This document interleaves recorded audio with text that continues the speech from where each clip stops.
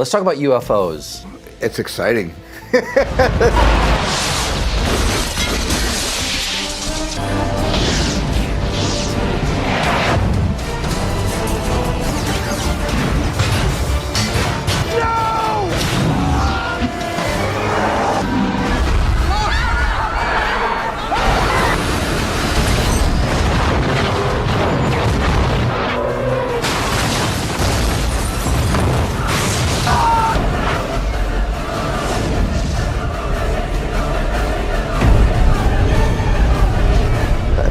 There's something out there. So you're a believer?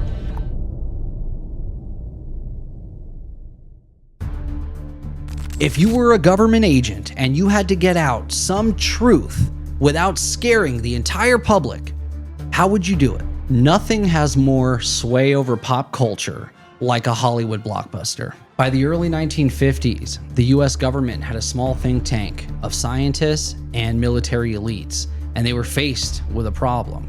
This was a truth they felt that the country, the world, wasn't ready to handle. To prevent all-out panic, they would have to present this truth slowly and possibly over generations. President Eisenhower assigned this group to solve this problem, and this group turned their sights towards Tinseltown. It was actually in the early 1950s when a new genre was born: alien science fiction films. The earliest examples: The Day the Earth Stood Still, The Thing from Another World, both released in 1951. Invasion of the Body Snatchers, 1956. Earth vs. the Flying Saucers, 1958. It's no coincidence that these films were released post-Roswell America. But these films were an answer to a problem. How do we make aliens and beings from another world a topic of discussion around the dinner table, whilst still keeping it at the edges of fiction? And who do you hire to spread that message? The man who created blockbusters, Steven Spielberg. And in 1977, Steven Spielberg would emerge and begin his legendary ascent with a film called Close Encounters of the Third Kind. Close Encounters of the Third Kind exploits the great interest in unidentified flying objects all over the world. There's great controversy over the origin of these objects. Are they of extraterrestrial nature? Why is there so little scientific evidence? Is government cover-up involved?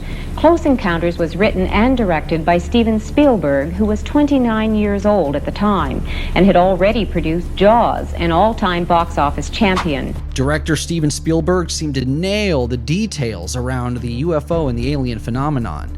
How did he know the way that they would look? How did he know the way the craft would operate? He even brought in an actor to play Jacques Vallée, who was at the time at the forefront of the UFO topic. There were even little Easter eggs where the pilots with World War II uniforms came out looking the same age, as if they were unaffected by time. There's just so much to that film that brings the alien and UFO phenomenon closer to the center of reality. How did he do that? Without any knowledge of the topic whatsoever and no close encounter of his own, how was he nailing these details that only recently come to light in the early 2020s?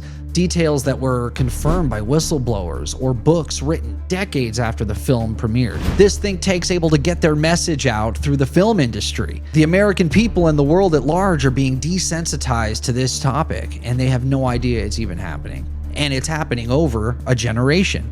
One of my favorite Steven Spielberg stories actually comes from his premiere at the White House of the movie E.T. He does a private screening for President Reagan and his wife. After they watch the movie, Reagan stands up and he looks around the room and he says, "Most of the people in this room know that everything in that film was true." And when he said it, he wasn't joking. In the White House screening room, Yeah. and Reagan got up to thank me for bringing the film to show the President, the First Lady, and all of their guests. I think Neil Armstrong was there. I'm not 100% certain, but it was an amazing evening. And he just stood up and he looked around the room, almost like he was doing a head count, and he said, "I want to thank you for bringing E.T. to the White House. We really enjoyed your movie." And then he looked around the room and he said, "And there are a number of people in this room who know that everything on that screen is absolutely true." And he said it without smiling. This is from Steven Spielberg's own mouth. Several former presidents have been interested in the UFO topic. President Carter famously had his own close encounter. Here's him telling his story. Gathered in a schoolyard with about 20 other men, and we saw a bright light appear in the distant western skies, and it got closer and closer, and when it was just above the treetops, it changed color, and then it stayed there for a while, and then it disappeared into the distance. And none of us could ever imagine what it was, and I still don't know what it was. In 76, you said you'd try and release all information to the public and to scientists about other UFO sightings. Yes. Do you think you achieved that? I'm not sure, but we did release a lot of the information, but I don't know how much was not released. So why are we talking about this now? Steven Spielberg has a film coming out, and this film was originally called The Dish, and he's changed that name to Disclosure.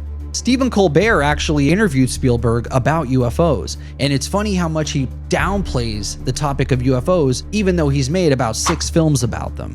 If you're wondering what Steven Spielberg thinks UFOs and aliens really are, he's partial to the future human hypothesis. What if they're not from an advanced civilization 300 million light years from here?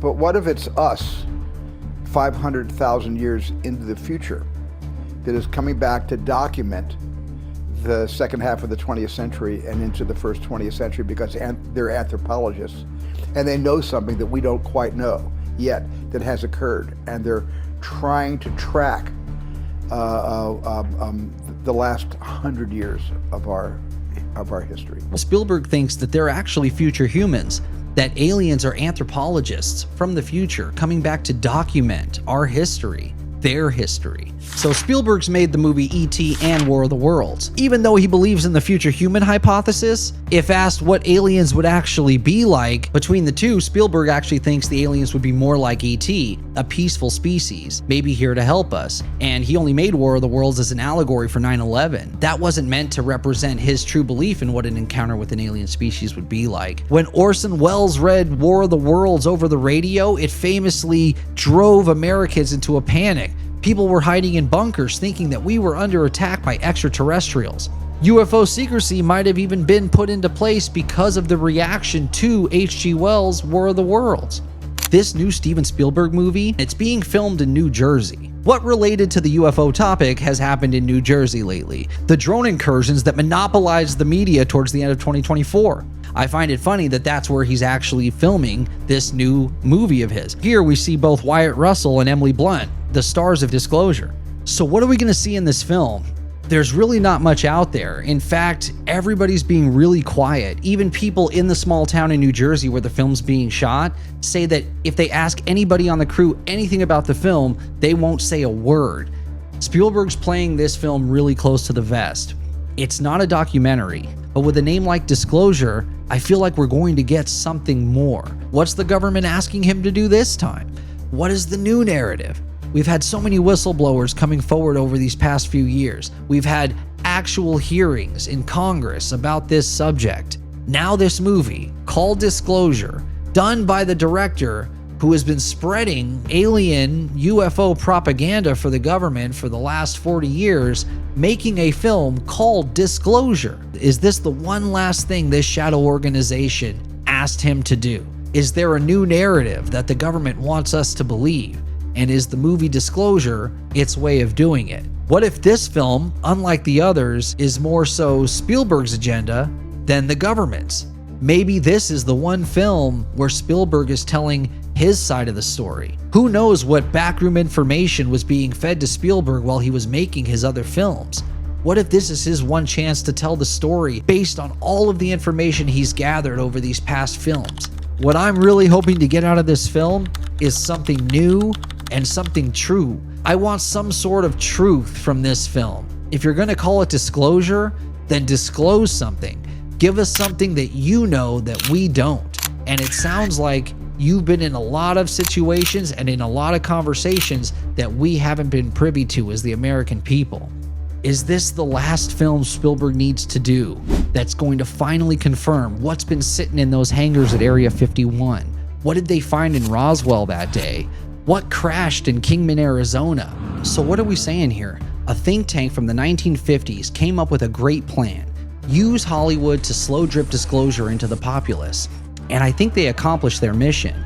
Everybody knows what aliens are. Everybody has a theory as to where they could be from. There's too many details in his films that allude to real life situations And I think this movie might be the last one we get that we can call science fiction. Thank you for joining us today. This is part of our RedEye series. This is where we do deep dives into specific topics. A lot of these topics suggested by you.